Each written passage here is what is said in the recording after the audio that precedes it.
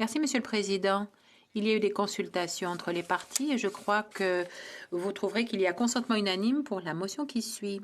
Que la Chambre reconnaisse qu'il y a environ 136 000 prestataires de pensions d'État du Royaume-Uni résidant au Canada, qu'elle reconnaisse que le gouvernement britannique n'accorde pas de hausse annuelle indexée aux pensionnés du Royaume-Uni qui résident au Canada, ce qui a pour effet de geler leurs pensions au niveau qui était en vigueur lorsqu'ils les ont demandées pour la première fois au Canada.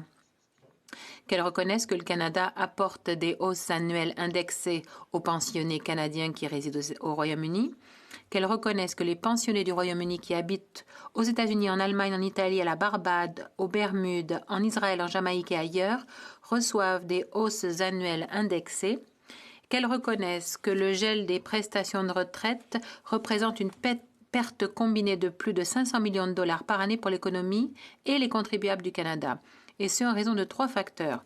Le gel des pensions oblige des milliers de pensionnés du Royaume-Uni qui résident au Canada à avoir recours au programme canadien d'assistance sociale comme le supplément de revenu garanti.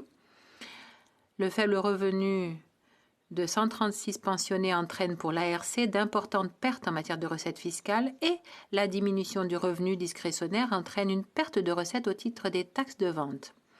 Qu'elle reconnaisse que le gel des prestations de retraite britanniques est injuste à la fois pour les pensionnés du Royaume-Uni qui résident au Canada et pour les contribuables canadiens.